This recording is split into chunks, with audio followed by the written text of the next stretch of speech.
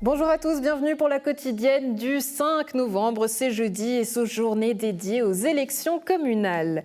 Aujourd'hui, en plateau, on donne la parole à Nathalie Lamarque, porte-parole du groupe des gens de Gland, qui nous présente forcément son plan d'attaque en 4 mots. Ici, responsabilité, durabilité, mobilité et enfin convivialité. Ensuite, et toujours pour les élections communales, on s'intéresse au groupe des Verts à Nyon. En plateau, Simon Pelletier, membre du comité élection, qui nous présente ses 2 candidats, Élise Beukel et Pierre Valenne. Ensuite, on passe au sport et on s'intéresse au Nyon Basket féminin qui jouait mercredi face à l'Espérance sportive Puy. Privée de ses joueuses clés, les Nyonnaises se sont inclinées 52-76.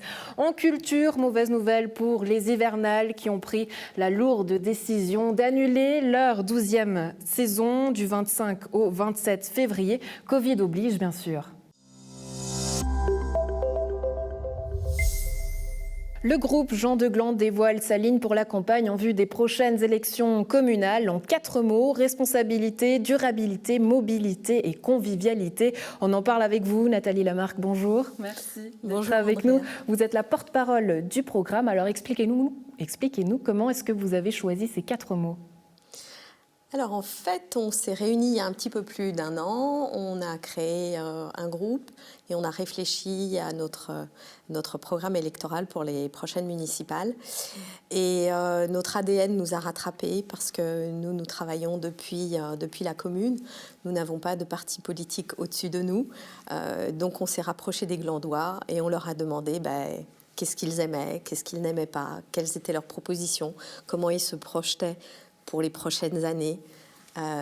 Ils nous ont répondu et à partir de là, on a longuement travaillé et voilà, et notre programme électoral est venu de là. Donc, si je vous comprends, c'est un travail que vous avez fait basé sur un questionnaire. Qu'est-ce que vous retenez de ces réponses ? 93 propositions, très variées, des propositions très populaires, on va dire, qui reviennent de manière récurrente, et d'autres qui sont des petites propositions au quotidien. Les Glandois, manifestement, sont très attachés à leur lac, ont envie de développer les activités autour du lac. Et d'un autre côté, on nous a dit, et si on mettait des bancs aux arrêts de bus, et si on faisait des zones de sport dans les parcs, etc. Donc, c'est ce mix, ce sont ces 93 propositions qui ont été regroupés, qu'on a retravaillés et qui sont notre programme électoral. 4 mots, pardonnez-moi la provocation, mais est-ce qu'on pourrait dire que c'est un fourre-tout ? Certainement pas, c'est tout sauf ça même. Mais en même temps, on a quand même des sujets qui sont des sujets de préoccupation. Le Covid nous a appris qu'il y avait des choses où les gens avaient de plus en plus besoin de proximité. C'est peut-être d'ailleurs ce manque de proximité qui nous a comme ça touchés. Il nous parle également de circuits courts. Nos commerçants nous parlent de circuits courts. Ils ont besoin de pouvoir survivre à travers cette... Et on parle de local, et tout ça, c'est notre ADN en fait. Donc chez nous, c'est naturel. On a été chercher dans notre terreau local pour continuer à développer cette jolie ville de Gland. Mais est-ce que finalement, c'est des choix par défaut ? Parce que demander finalement à la population de donner son avis, vous suivez leur avis, mais c'est un choix par défaut que la population vous oblige à traiter. Ce n'est pas une impulsion finalement des GDG. Alors les GDG ont leurs impulsions et ont leurs idées, mais il y a vraiment cette espèce de valeur du respect de la parole des Glandois, de l'opinion des uns et des autres. Et on voit que la commune a beaucoup évolué aussi grâce aux Glandois, parce que nous sommes à l'écoute, parce qu'ils viennent rejoindre le GDG, parce qu'ils nous font des propositions, etc. Vous parlez d'évolution justement, sachant que plusieurs gros projets vont se construire au fil des prochaines années à Gland. On peut citer par exemple le Suisse Côte, peut-être une patinoire régionale ou encore une parcelle sur le site du VVF qui sera également là à utiliser. Est-ce qu'on peut vraiment parler d'économie éco-responsable ? Absolument, c'est vraiment au cœur de chacun de ces projets. La parcelle du VVF tourne réellement autour d'un projet pour la commune avec un certain nombre de services qui seraient à mettre à disposition de la population et pas seulement en tant qu'habitant mais également en tant qu'entreprise, etc., en tant qu'association, donc des vraies structures. Une piscine, on connaît, tous les Glandois connaissent le succès de la piscine, de la petitesse, on va dire, de la taille de la piscine et en même temps le succès de la patinoire. Donc ce sujet de patinoire et de centre sportif, c'est quelque chose qu'on a développé et qui est vraiment, qui appelle de ses voeux de nombreuses personnes. On revient donc à ces 4 mots, responsabilité, durabilité, mobilité et convivialité. Mais dans les faits, comment est-ce que vous comptez mettre en pratique votre programme et le défendre ? Alors le programme est... Je vous parlais tout à l'heure des 93 propositions. Ces 93 propositions se retrouvent au sein de ces 4 thèmes. Et ce sont ces 4 thèmes qui, concrètement, après, se démultiplient en propositions concrètes. Mais est-ce que vous avez des exemples qui illustreraient finalement vos propos ? Bien sûr, bien sûr. Tout à l'heure, je vous parlais des bancs sur les bus. On se rend bien compte aussi qu'on a une fréquence pour la mobilité qui est vraiment à améliorer. Les gens demandent quelque chose de plus adapté, de moins rigide, de plus approprié. Et tout ça, ce sont des discussions aussi avec les autorités, avec les différents groupes. Donc oui, derrière chaque mot, il y a bel et bien des actions concrètes. Une campagne qui s'annonce évidemment particulière au vu des conditions. Est-ce que ça peut compliquer les choses ? Ça nous oblige à réfléchir autrement, peut-être, à présenter les choses et à rentrer en dialogue autrement, oui. Ça nous oblige aussi à être peut-être plus pertinent dans notre communication et à être peut-être innovant aussi un peu. Ouais. Nathalie Lamarque, porte-parole du programme des GDG. Merci beaucoup d'avoir été avec nous et d'avoir répondu à nos questions. Merci pour votre invitation et merci pour votre accueil. Les Verts ont désigné Élise Beukel et Pierre Vallenne comme candidats à la municipalité de Nyons pour les élections communales de 2021. On en parle avec Simon Pelletier. Bonjour. Bonjour, merci de me recevoir. Avec plaisir, vous êtes membre du comité élection pour le groupe des Verts à Nyons. Alors évidemment, la tendance est au vert, même si vous êtes absent depuis 2016 au sein de la municipalité. Aujourd'hui, vous comptez prendre votre revanche, j'imagine. Oui, on ne réfléchit pas vraiment en termes de revanche. L'idée, c'est vraiment de proposer, le meilleur programme pour la ville de Nyons, un programme évidemment vert, mais surtout les meilleurs candidats pour rassembler autour de notre projet. C'est vrai qu'on est absent depuis 2016 à la municipalité, ce qui est un peu anachronique avec ce qui s'est observé dans d'autres types de scrutins. Évidemment, l'ambition en 2021, c'est d'y retourner. Alors les candidats, parlons-en. Élise Beukel, coprésidente des Verts de la Côte, conseillère communale, présidente de la commission Nyons s'engage, fondatrice du groupe Interparti pour le climat. Pourquoi ce choix ? Alors déjà, j'aimerais bien qu'on rappelle un peu le processus dans lequel on a sélectionné ces candidats. On a réuni tous les membres des Verts de Nyons dans une séance assez inédite pour la sélection de nos candidats à la municipalité. Et on a, à la suite d'une candidature de 3 personnes, sélectionné 2 candidats avec une participation de 90% de nos membres, ce qui veut dire qu'il y a une vraie adhésion au projet qui a été présenté par ces 2 candidats. Pourquoi est-ce que le 3e n'a pas été choisi ? Pas assez bon ? Non, on a eu 3 candidats d'une qualité rare. C'est vrai que ça a été très serré, les votes, au final. On n'était pas dans une idée de confrontation, on était plus dans une idée de présentation de personnes et de projets. Les projets étaient très similaires, on parle de projets verts, résolument verts. C'est vrai qu'au final, dans toute élection, il y a un choix qui est fait. Et il s'avère que c'est Élise Beukel et Pierre Vallenne qui ont été désignés.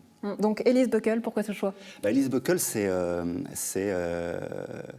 déjà une vraie professionnelle du climat. C'est quelqu'un qui, toute sa vie, s'est engagé sur les questions climatiques, au niveau international principalement, au Parlement européen notamment, à l'ONU, et qui est donc ce qu'on appelle une négociatrice du climat et qui a une compréhension des enjeux politiques à un niveau macro très intéressante. Et cette force-là, on va dire cette compréhension des enjeux climatiques a convaincu les Verts. Et puis elle a à la fois aussi cet ancrage local, puisqu'elle est conseillère communale à Nyon, vous l'avez dit. Donc il y avait un peu ce bon mix entre aspect local et compréhension des enjeux majeurs de l'écologie aujourd'hui. Pierre Vallenne, chef du groupe des Verts au Conseil communal, avec une riche expérience en matière de politique et très engagé dans la vie politique locale. Pourquoi ce choix ? Je crois que là, on était aussi sur un choix assez naturel. C'est le fer de lance du parti des Verts à Nyon depuis plusieurs années. Il a une connaissance profonde des dossiers qui ont été portés devant le Conseil et devant la municipalité ces dernières années. Pour nous, le choix de Pierre Vallenne, c'était un choix assez naturel, avec des compétences professionnelles, mais surtout politiques, locales, fortes.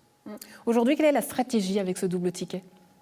Nous, la stratégie, c'est surtout de présenter dans un contexte qui est quand même compliqué, une crise sanitaire qui nous affecte tous, mais qui affecte aussi les commerces nyonnais, les producteurs nyonnais, les PME nyonnaises. L'idée, c'était de proposer un projet qui pense l'après-Covid.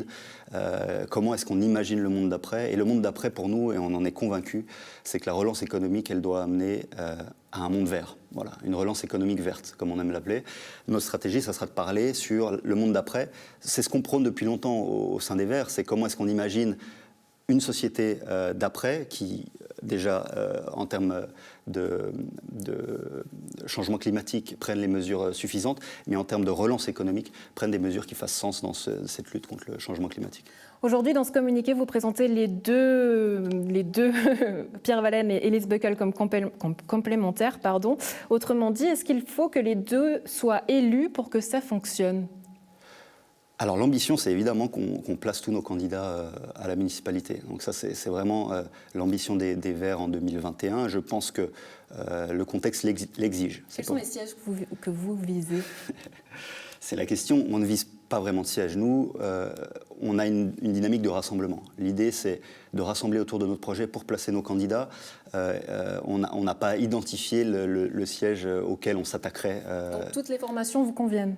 Toutes les formations nous conviennent. Évidemment, la formation de gauche et la plateforme de gauche qui va se dessiner ces prochaines semaines doit être la solution selon nous, mais le but, c'est de placer nos candidats, évidemment. Donc forcément, enlever un peu de cette droite. Évidemment, dans un jeu politique, ça veut dire essayer de placer nos candidats à la place d'un autre parti, mais ce n'est pas la démarche qu'on entreprend. Voilà. Mais c'est ce qui se passera, on l'espère, en finalité. Aujourd'hui, alors tous les partis parlent de mobilité douce, la tendance est ton vert, on le sait, responsabilité, durabilité. Quelle est la différence avec votre groupe ? Je pense que les Verts ont cette légitimité d'avoir tiré la sonnette d'alarme sur beaucoup de ces sujets depuis de longues années.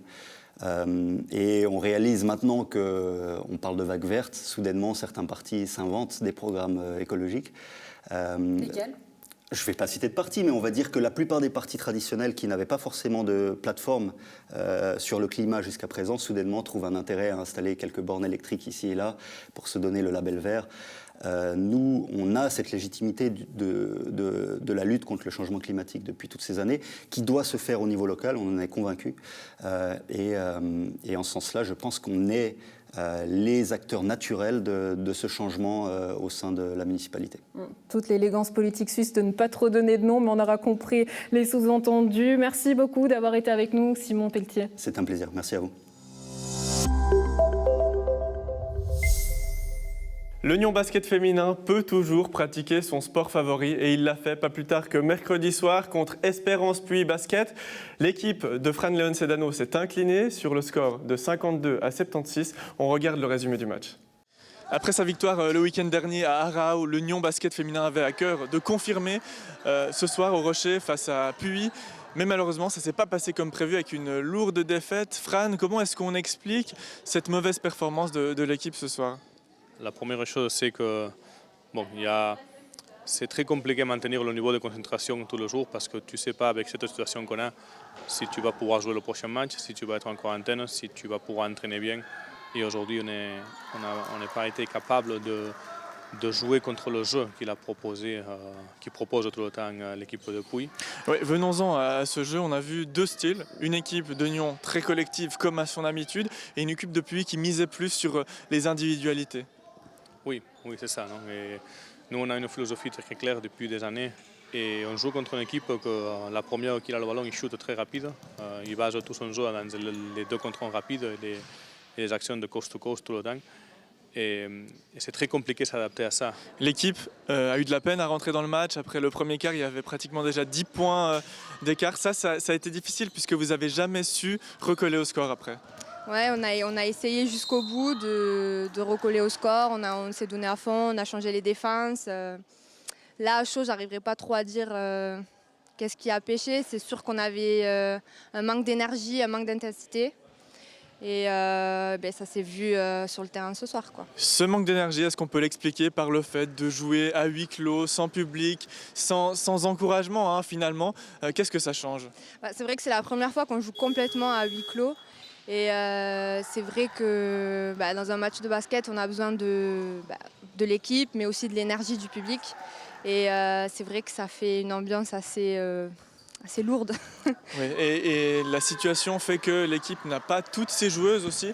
Ça a été une des raisons aussi hein, de la performance moyenne ce soir. Aujourd'hui, il manquait notre nouvelle joueuse américaine, Dijonai Calloway, qui doit venir. Il manquait une joueuse importante pour nous comme Melina Franchina, mais peut-être le prochain match, ça va être une joueuse, ou ça va être un coach, ou ça va être...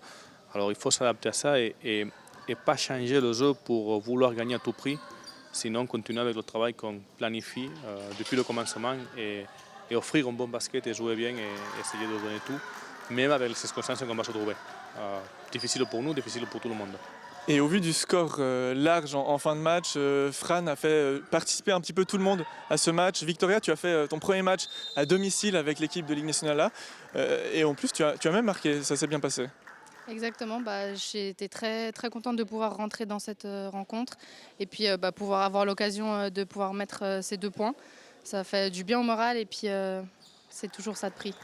De l'extérieur, comment est-ce que tu évalues la prestation de l'équipe? Tu as pu y participer évidemment, mais il a manqué quelque chose aujourd'hui contre une équipe de Puy qui vous a un peu débordé, notamment sur les contre-attaques. C'est vrai que c'est une équipe qui est assez forte en contre-attaque, elles sont rapides et puis on n'a pas réussi à arrêter ça, mais on s'est bien battu et puis on a continué jusqu'à la fin, on n'a rien lâché.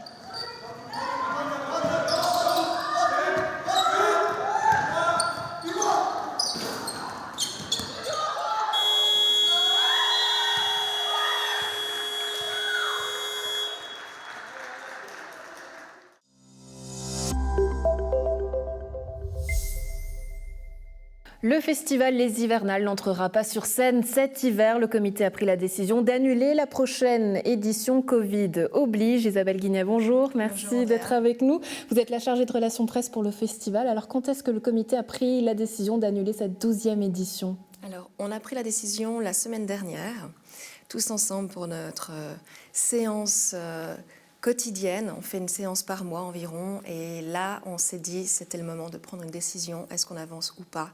Et malheureusement, on a décidé de ne pas continuer. Parce qu'on voit les mesures, elles changeaient un peu tous les jours. J'imagine que vous y aviez cru jusqu'au bout. On y a cru jusqu'au bout. On a vraiment voulu que ce festival se fasse, tant pour les artistes, les bénévoles, les partenaires et évidemment le public. Mais oui, les mesures qui évoluent vraiment de semaine en semaine avec le Conseil fédéral allaient de pire en pire. Et on s'est dit, là, cette fois-ci, c'est trop loin. On ne peut pas prendre le risque en espérant quand même que d'ici février, ça aille mieux. Mais c'était vraiment beaucoup trop risqué. Je ne sais pas ce que vous en pensez, mais c'est assez symbolique finalement. C'est comme cette jeunesse qui finalement vit des temps difficiles, sans fête, sans musique, sans festival. Le festival qui avait vécu son 10e anniversaire, qui est finalement coupé dans son élan, c'est triste. C'est vraiment triste. Ça n'a vraiment pas été évident de choisir d'annuler. On a vraiment tout fait et établi des plans Covid, des plans sanitaires, même divers plans sanitaires dans notre équipe, en se focalisant sur chaque mesure nouvelle. Et là, on s'est dit, ça devient vraiment trop complexe. Donc, on a préféré vraiment tirer la prise, malheureusement. Alors que tout ce qu'on voulait, c'était pouvoir offrir un peu de festivité et un peu de joie à notre public et à tous nos bénévoles, à tous nos partenaires. Parce qu'effectivement, c'est une période très anxiogène. Et on a besoin de ça, on a besoin de vie et de joie. Et malheureusement, malgré la grande volonté qu'on avait, on a été coupés. L'année dernière, vous étiez passé tout juste entre les gouttes. Du coup, cette annulation pour cette année, qu'est-ce que ça implique? Alors, ça implique vraiment beaucoup de choses, effectivement. Le festival n'est pas en danger. Ça, c'est une réalité pour le moment. Après une deuxième année de blanc, là, on pourra commencer à paniquer, à mon avis. Cette année, on a surtout dû en fait parler avec nos partenaires, nos lieux partenaires, on a décidé avec eux qu'est-ce qu'ils pensaient, est-ce que c'est faisable, est-ce que c'est pas faisable pour eux. Après diverses réflexions, on s'est dit que c'était vraiment trop risqué. Mais j'imagine que les soutiens financiers sont quand même nécessaires. Et ils sont nécessaires, évidemment. On peut cette année survivre, on aura des frais annuels, évidemment. Mais ces mêmes frais annuels l'année prochaine, si c'est encore une année en blanc, là, ça sera compliqué. Jusqu'ici, comment est-ce que vous avez travaillé avec les équipes et les artistes? Quelle ambiance? Alors, on a vraiment des bénévoles extrêmement soudés, extrêmement motivés. Avec eux, ça se passe très très bien. Ils ont été pour la plupart déçus, mais pour beaucoup aussi soulagés de cette décision, parce que c'est quand même une grosse organisation avec des risques à prendre. Et quant aux artistes et aux agents, dès les premiers échanges, il y a eu une transparence sur le fait qu'il pouvait y avoir une annulation jusqu'au jour J.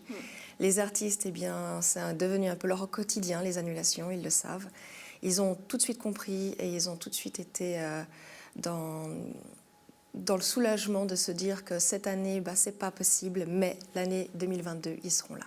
Beaucoup d'implications, vous le disiez avant, aussi évidemment avec les bars et les restaurants avec qui vous collaborez. Là, qu'est-ce qui s'est dit? On a regardé avec eux vraiment qu'est-ce qui est faisable ou pas faisable. Là, actuellement, ils sont tous fermés, évidemment, à cause de la dernière mesure prise par le Conseil fédéral. L'année prochaine, ils sont tous motivés pour que 2022, ça se fasse. On sait que ça a forcément des conséquences et des pertes chez ces restaurateurs, chez ces vignerons, un gros impact aussi s'il y a encore une annulation du paléo. Vous ressentez aussi cette inquiétude chez vous aux hivernales? Évidemment, évidemment, on est tous inquiets. Il y a vraiment une ambiance très anxiogène où on se dit mais qu'est-ce qui va advenir? Et effectivement, un des buts de faire participer tous ces lieux partenaires et tous ces vignerons et autres restaurateurs avec nous, c'est de les faire vivre, c'est d'amener du public chez eux, c'est de les soutenir. Et c'est vrai que pour nous, ça nous brise un peu le cœur de se dire qu'on ne pourra pas travailler avec eux cette année. Et ça nous brise d'autant plus le cœur de voir qu'ils sont fermés tout court en ce moment. Oui, parce qu'on voit ces belles images sont derrière nous, colorées qu'à l'écran, des images du 10e anniversaire. Pour vous, les hivernales, qu'est-ce que c'est? Et qu'est-ce que ça représente quand vous voyez ces images? C'est un melting pot de plein de cultures, de gens différents, de gens de milieux différents. C'est la réunion pour en fait un moment de partage, de bonheur, de joie, une bonne bière, un bon concert. C'est vraiment du bonheur à l'état pur. Voilà ce que c'est les hivernales. Bon, on va rester sur une note positive parce que vous y croyez encore un tout petit peu. Là, vous travaillez quand même sur des petites surprises, je crois. Oui, exactement. Ouais. On se dit et on espère, je crois, comme tout le monde actuellement, que la situation va s'améliorer le plus vite possible, évidemment. Alors, février, c'est vite là, finalement. On se dit, si les mesures s'assouplissent, on aura peut-être une surprise ou deux, un concert ou deux quelque part dans Nyon, histoire de faire vivre nos lieux partenaires et histoire de réunir tout le monde pour une bonne bière ensemble. Ouais. Et la date de l'année prochaine est déjà marquée du 24 au 26 février 2022. Isabelle Guinet, merci beaucoup d'avoir été avec nous. Salutations aux hivernales. Et en bref, les pompiers toujours à la recherche de nouvelles recrues. La grande soirée d'information aura lieu ce jeudi 5 novembre, soirée d'information et de recrutement. Quant à nous, on se retrouve demain pour la rétro. Bonne suite de programme sur Nyon Région Télévision.